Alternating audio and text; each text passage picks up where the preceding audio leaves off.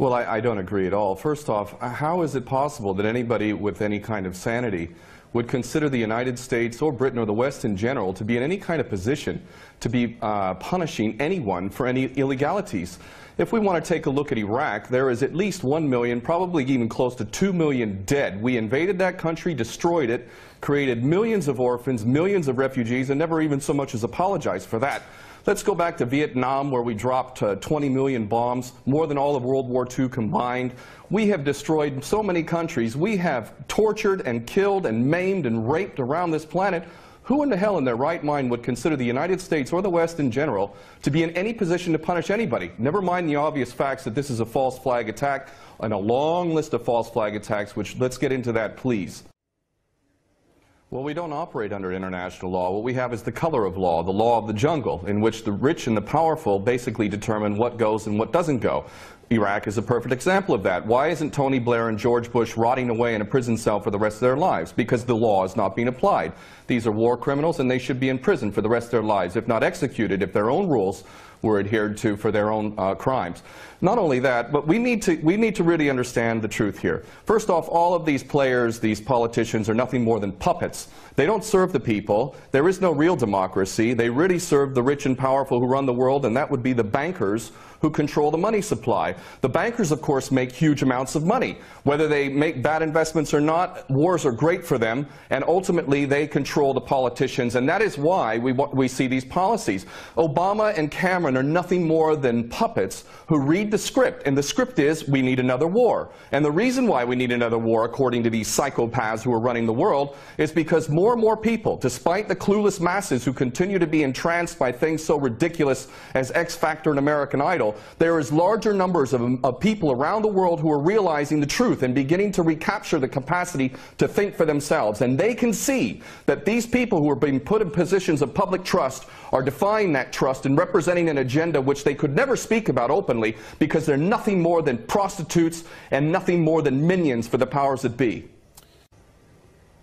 Well, the Greater Israel Project is all about destabilizing surrounding nations, ultimately in pursuit of this dream of Greater Israel from the Euphrates down to the Nile, all the way over to the Eastern Mediterranean. This is the dream of these psychopaths, and so destabilizing governments, creating sectarian strife is all part of that menu and all part of the design to create Greater Israel. So that goes, it's self-evident. But I have to go back to what this gentleman is saying in Washington, D.C. about America not wanting to get involved, or Obama not getting involved. What are you talking about? We have been arming people directly who are Al-Qaeda. Al-Nusra Front is Al-Qaeda. These people are psychopaths to the worst order. They are conducting suicide attacks. They are gassing people. We know, Carla Del Ponte said in May, that it was the so-called rebels in Syria that were using sarin gas, not the Bashar al-Assad regime. No, it was not. We know that the United States President is arming people who are on the U.S. terrorist list. He should be convicted of aiding and abetting, giving material support to a terrorist organization. But then again, you know what? We, the West, the United States in particular, Israel and Britain, are the biggest terrorists on the planet. So our little junior partners in Al-Qaeda, which is nothing more than a CIA database, thus the name Al-Qaeda, this is nothing more than a group of terrorists working together, each playing one different role, but all of them working together for the same goal, which is to maintain this hideous and sick and twisted, unjust world that we have, which is a perpetual state of war. Always one illusion, one boogeyman after another. But the fact is, Obama is nothing more than a puppet war criminal, just like his predecessor and every other U.S. president before him. So please don't tell people out there that the U.S. is not involved. It's directly involved, and it is arming people who are absolute psychopaths. Because the United States has never been interested in anything. Ken O'Keefe, go ahead. Has never been interested in anything other than war. The United States is in a perpetual state of war because the bankers control the politicians, and they read the script as given to them by the banksters, and they make huge amounts of money off of this. What this gentleman is saying about the United States not wanting war, not wanting to get involved, is like Iraq 2.0. It's a repeat of the same rubbish that was said, oh, we don't want war, war is a last resort. That's absolutely untrue. It's a lie.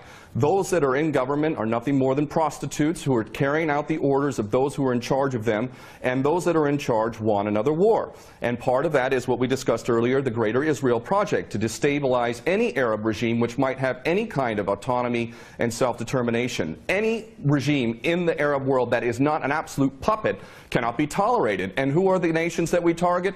Those that are not puppets. We don't target those like the Saudi regime, which is the biggest human rights violator in that region. It's cutting off people's heads in public, cutting off hands. It is the most grotesque regime on the planet, and yet we give that regime weapons, and it's no problem whatsoever. The duplicity and hypocrisy of the United States and the West can't even be measured. It is so enormous. And these mouthpieces, such as this gentleman in Washington, is only doing a disservice to himself and his country. And the fact is that American sons and daughters will get involved in this yet again, and these chicken hawks who are pretending to care about the Syrian people are going to be sacrificing not their own sons and daughters. I would like this man to send his sons and daughters and his grandchildren off to Syria when this turns into a greater conflict, because this is what we're flirting with, is a world war. A third world war. This is not a joke. We are flirting with a third world war on the basis that apparently we care so much about the Syrian people, just like we care so much about the Iraqi people and the Afghani people. The only people that buy this sort of stuff are either bought-off prostitutes or the dumbest of the dumb. And we're also led to believe that Assad is the dumbest idiot dictator on the planet now, isn't he? Because he invited UN inspectors to come in, and he brought them in. On the very day that they come in, he decides to attack his own people 10 miles away from where the inspectors arrive. This is beyond ridiculous, and the only people that buy this, again, are bought-off prostitutes or the dumbest of the dumb. Well, there's no question that they don't intend for limited strikes, and that's not going to do anything. They want to go in full scale. That's the plan. Of course, they'll use pretext to be able to justify the initial attack, and then they'll concoct more things to justify a greater involvement. The Daily Mail reported here in the UK, and it's commonly understood to those who are paying attention, that defense contractors, leaked emails from defense contractors proved that there was already an approved plan from Obama down to give these psychopath terrorists, Al-Nusra Front, chemical weapons. We know that Al-Nusra Front, 12 individuals in Turkey were caught with 2 kilos of sarin gas. Where did they get that from?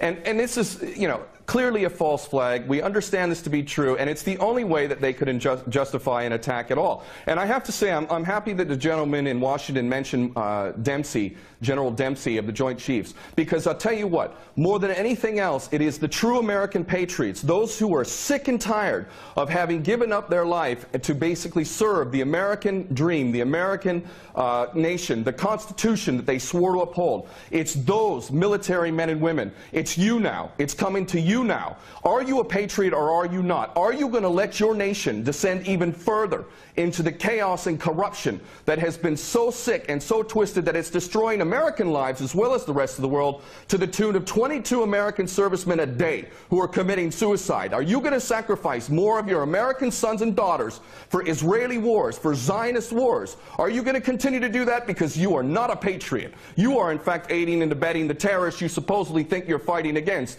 And those Americans who are waking up to this, I hope to God, in the military in particular, that you refuse your orders.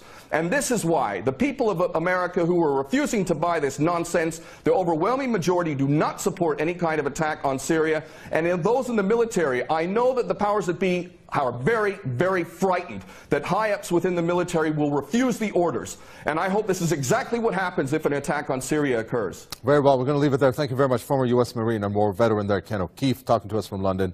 And thank you very much from the Senior Fellow at Center for American Progress, Lauren Korb, who spoke to us from Washington.